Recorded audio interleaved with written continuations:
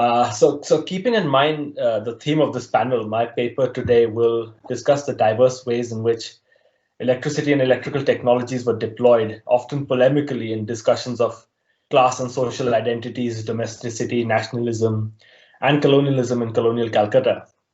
Specifically, my paper will explore some of the concerns about the presence of servants within Anglo-Indian and Bengali middle-class domestic spaces that were articulated uh, within and through writings and advertisements promoting electricity and electrical technologies. I will show the ways in which promoters borrow generously from discourses regarding the place, responsibilities, and behaviors of domestic servants, widely discussed and debated in late 19th and early 20th century literary, public, and social circles in colonial Calcutta.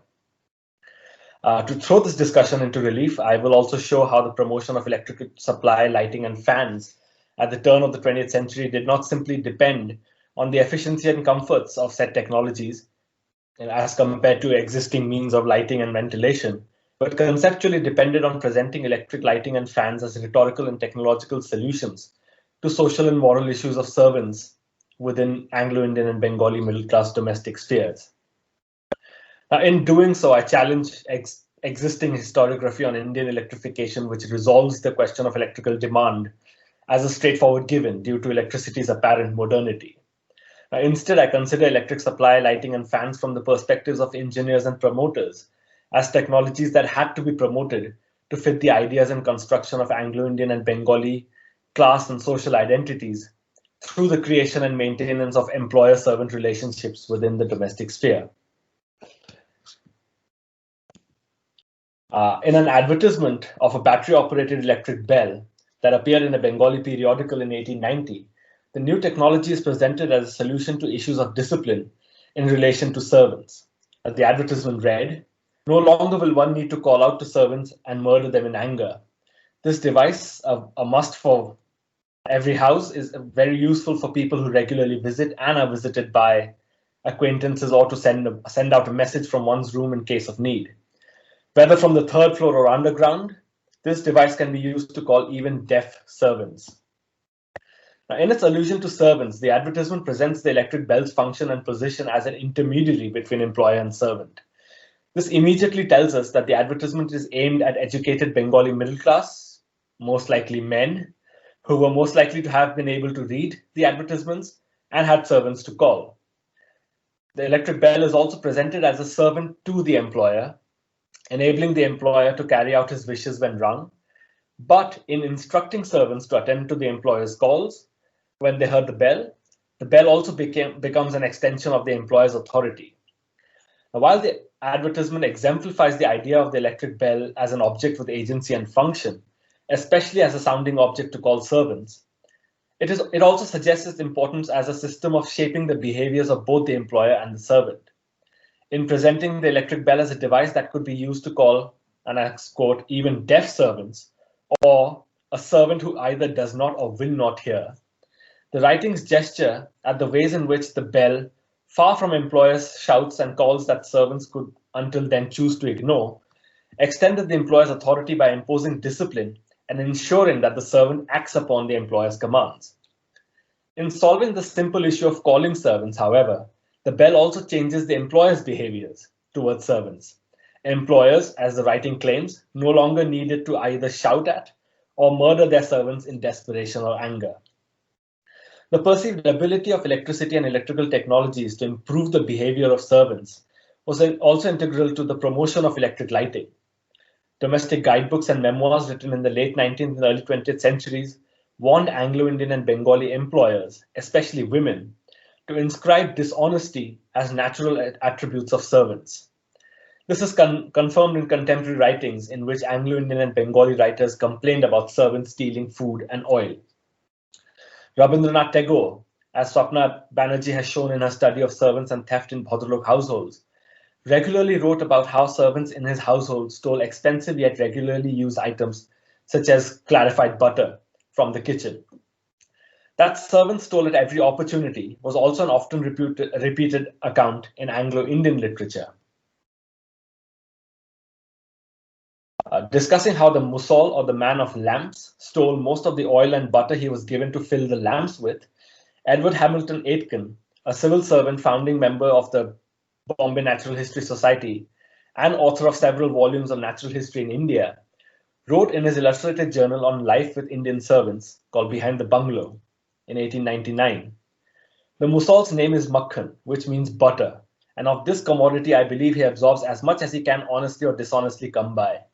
How else does the surface of him acquire that glossy oleaginous appearance, as if he would take fire easily and burn well? I wish we could do without him. Echoing prevalent Anglo-Indian and Bengali attitudes towards domestic servants, John Willoughby Mayers, the electrical advisor to the Government of India, noted that electricity was advantageous for domestic lighting because it could not be stolen. In his book, Electrical Engineering in India, published in 1914, Mayers wrote that although oil possessed several advantages as compared to electricity, namely ease of transport and constant supply, electricity had, and he quotes, and he says, the advantage that even if stolen, it cannot usually be sold. Now, extending the parables of civilizational progress that promoters and engineers graded into electric lighting to scathing criticisms of the immorality and dishonesty of domestic servants, Mayers teleologically contended that oil would not be used in Britain if electricity or gas were available. While, he says, in the East, conditions are different, and the fact that electricity cannot be stolen is an appreciable condition. To put Mayer's views into perspective, the use of electric lighting in domestic and public areas in urban India was not just for the benefit of electricity suppliers and producers and the general public, it also served a moral purpose. Electricity took away oil, and according to Montague Massey, a businessman who lived extensively in Calcutta and Bombay from the late 19th century onwards, the temptation for the servant to steal it. Now, the servants that perhaps evoked most complaints from their employers were pankhawalas.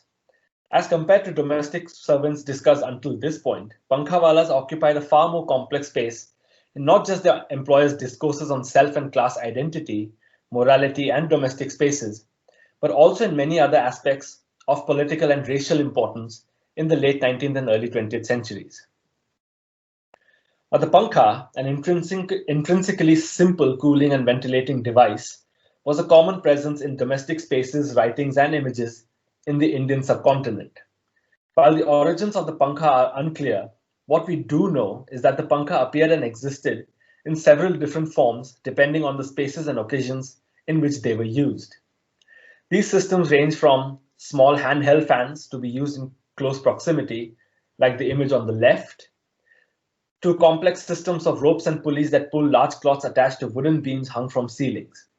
While pankha pulling systems were usually worked by pankhawalas, a class of servants employed for the specific task of pulling pankhas, the pankha systems determine the physical distance between the pankhawala and his employers. Pankhawalas pulling handheld pankhas, like the image on the left, usually shared the same spaces where their employers were expected to sleep, work, talk, or conduct private business. More complex pankha pulling systems, involving pulleys and ropes passing through holes in walls or windows, allowed pankhawalas to carry out their tasks from outside the rooms and private spaces of their employers, like the image on the right, where the pankhawala is basically sat in the veranda or the open space outside the room of his employer.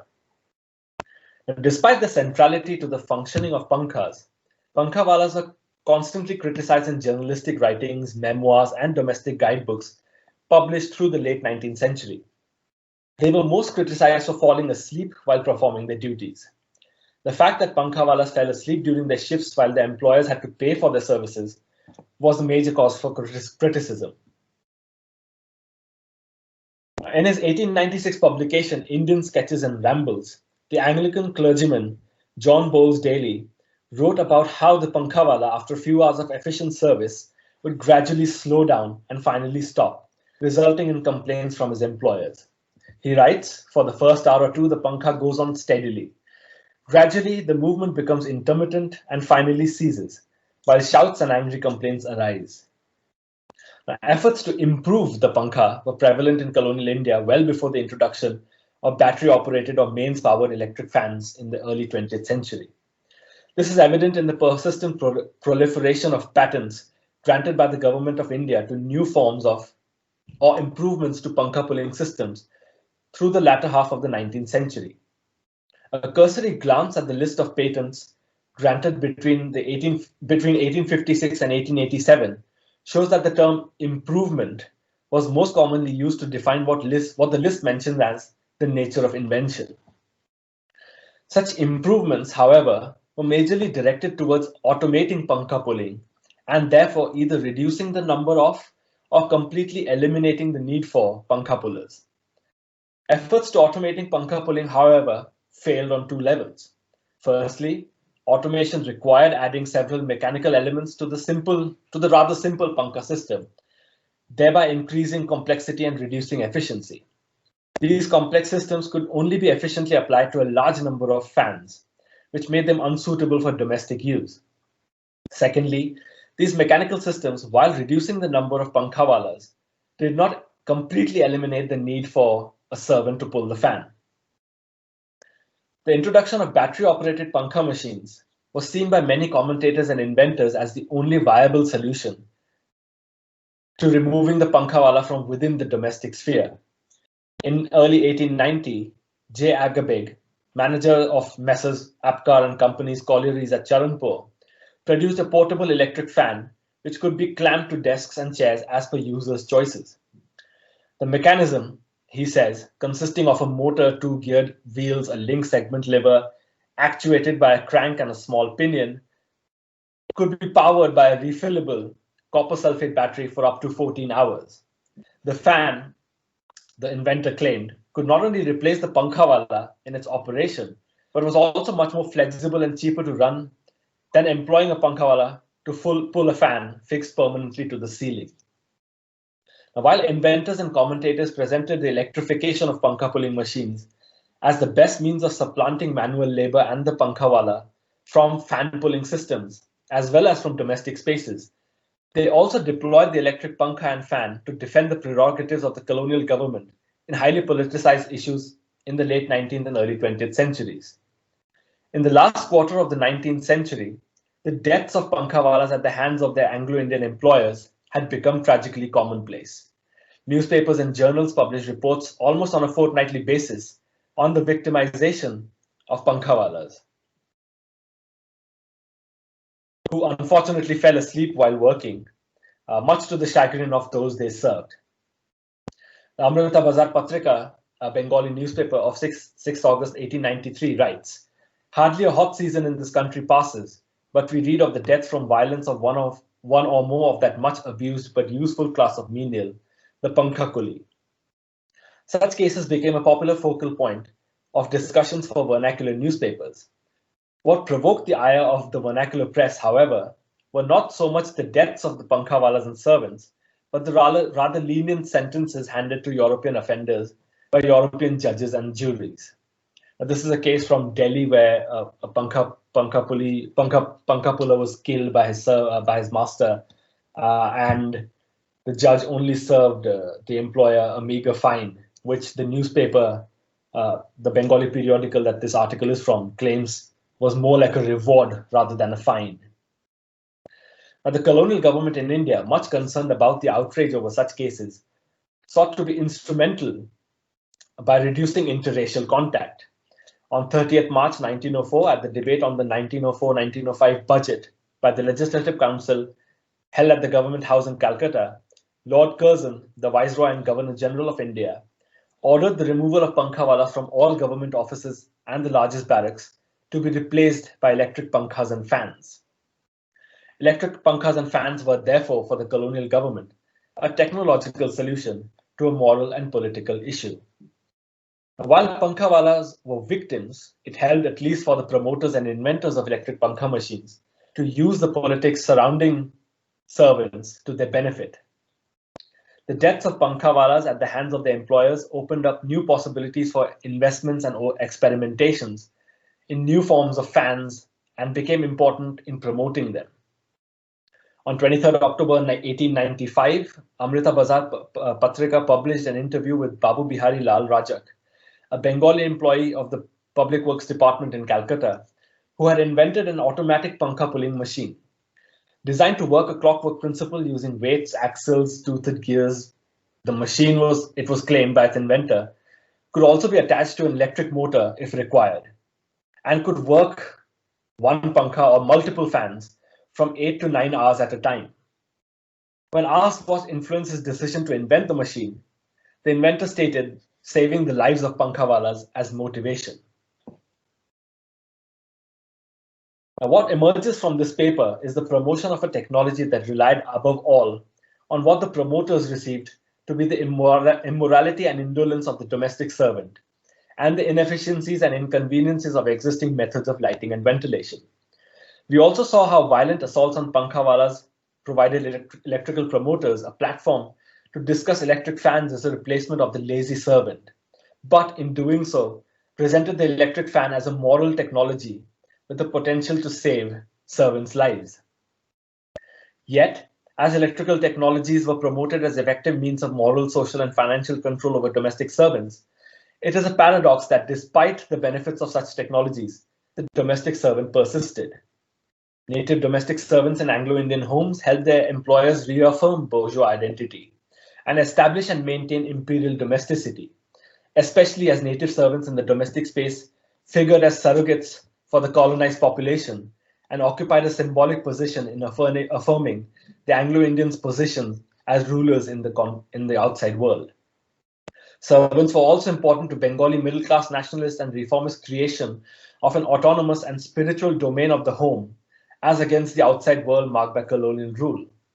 Middle-class hegemony and paternalism was usually established and maintained through analyzing the nature and quality of the works performed by domestic servants. Anglo-Indian and Bengali middle-class householders were also more than willing to use gas and oil lamps and manual fans, given the high price of electric supply and technologies in the first half of the 20th century. In addition, mechanized and electric pankhas and fans lacked certain elements that manual pankhas possessed. As the pioneer noted in an article on the Pankhawala threatened occupation, published on 3rd February 1908, while the occupation of the Pankhawala had been threatened in years past by several different mechanical pankha pulling systems, the Pankhawala had survived so long because all the automated and mechanical systems lacked one significant detail: the necessary kick in the pankha swing that the Pankhawala provided with his wrist. The article says, somehow they have not been able to put into the swing of the pankha the kick, which is of all things necessary. Until recently, no mechanical means could be devised to assure the kick which the Pankhawala gives by a sharp twist to his wrist. Thank you.